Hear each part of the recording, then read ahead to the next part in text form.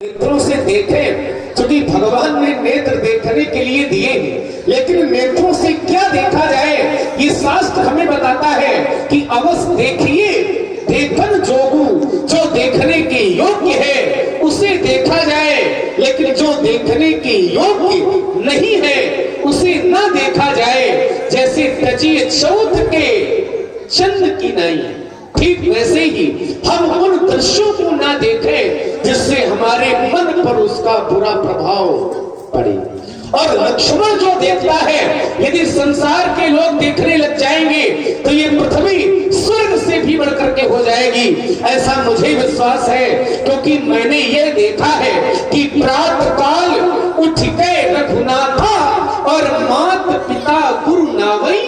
ये लक्ष्मण देखता है कि जिस समय सवेरा होता है तो हमारे बड़े भैया उठ करके अपने माता पिता और गुरुजनों का सम्मान करते हैं। और सम्मान क्यों न करें, क्योंकि हमारा जन्म ऐसी पृथ्वी पर हुआ है जिस पृथ्वी को माता कहा जाता है। हमारा जन्म ऐसे देश में हुआ है जिस देश को भी माता कहा जाता है। हमारा जन्म ऐसे देश में हुआ है जहां पर पशु होने पर गाय को भी माता, वृक्ष होने पर तुलसी को भी माता, और नदी होने पर गंगा और यमुना को भी माता कहा जाता है। इसी मिट्टी के पुत्र अपने अंधे माता पिता को कंधे पर बैठा करके चारों तीर्थों की यात्रा करवाते थे। यह थी हमारी संस्कृति और यह थे हमारे संस्कार। ये था रामलीला देखने का फल और भगवान की कथा सुनने का फल कि पुत्र अपने माता पिता की सेवा करते थे, पुत्र माता पिता की पूजा किया करते थे।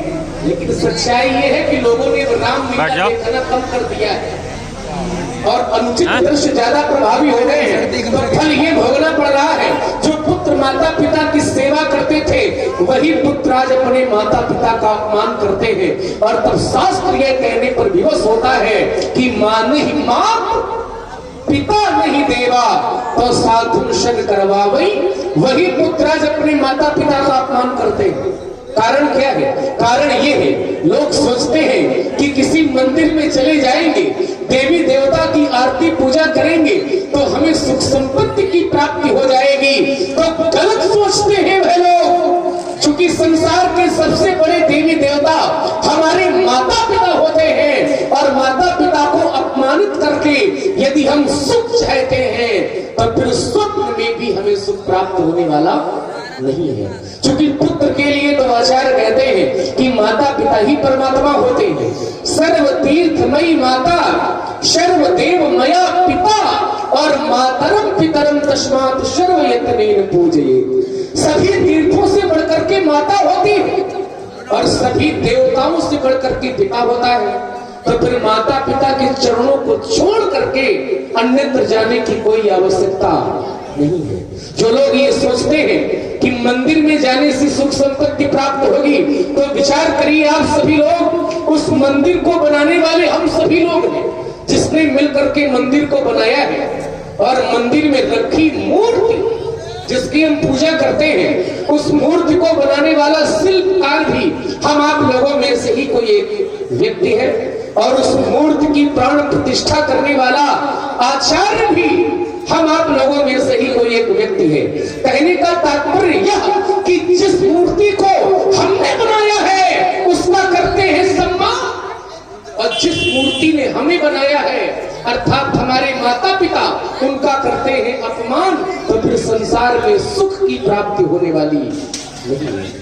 क्योंकि बड़े भाग मानुष तन पावा ये तो सभी लोग जानते हैं, लेकिन मनुष्य का शरीर सफल तब है तो कहा मात पिता गुरु स्वामी सिख सिर धरी करेंगे सुभाए, और तब लहब लाभ तिन जन्म करन तब जन्म जग जाए। उस व्यक्ति का जीवन व्यर्थ है जिसने अपने माता पिता और गुरु जी की सेवा नहीं की है। और तब हमारे आचार्य कहते हैं कि जिसमें स्वाभिमान नहीं होता है, जिसमें स्वाभिमान नहीं होता है वह इंसान नहीं होता है। और जिस गीत में तान नहीं होता है वह गान नहीं होता है। और मंदिर की मूर्तियों से दुआओं मांगने वालों माँ बाप से बढ़कर कोई भगवान नहीं होता है, क्योंकि पुत्र के लिए तो माता पिता ही परमात्मा होते हैं। अच्छा, इस बात का अर्थ ये कतई नहीं है कि आप मंदिर न जाएं। मंदिर जाना बड़ी अच्छी बात है, मंदिर में बैठे भगवान का दर्शन करना ये अच्छी बात है, लेकिन उससे भी बड़ी अच्छी बात उस दिन होगी जिस दिन मंदिर में बैठे भगवान का दर्शन हमें अपने माता पिता में होने लगेगा। उस दिन ये जीवन हमारा धन्य हो जाएगा।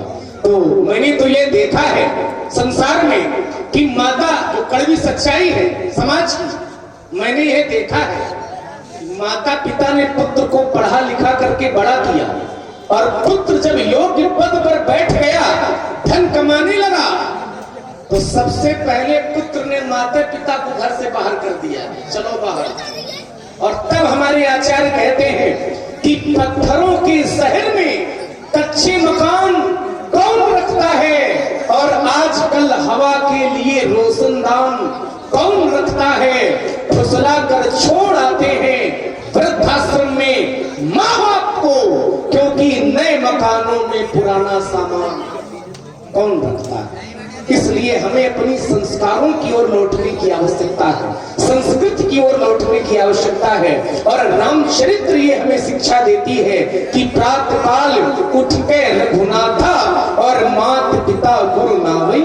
और लक्ष्मण इसलिए कह रहा है क्योंकि गुरु जी ने संध्या वंदन का आदेश दिया है, और संध्या में अपने आराध्य का स्मरण किया जाता है। और हमारे आराध्य तो प्रभु केवल आप हैं। वारिहिते निज हित पति जानी, और लक्ष्मण राम शरण रति बानी।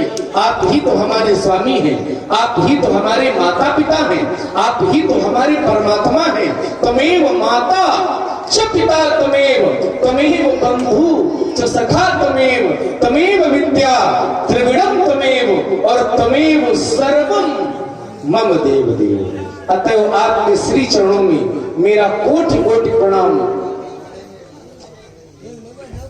हेलो, अतएव आपके श्री चरणों में हमारा कोटि कोटि प्रणाम स्वीकार हो। श्री राम रामेति रामेति रमे रामे मनोरमे सहस्त्र नाम तत्तुल्यत श्री राम नाम वरनने। चूंकि यह जीवन क्षण भंगुर है, आज ये जिह्वा हमारे वश में है, कल जाने रहे न रहे, चूंकि क्या भरोसा है इस जिंदगी का, और साथ देती नहीं यह किसी का।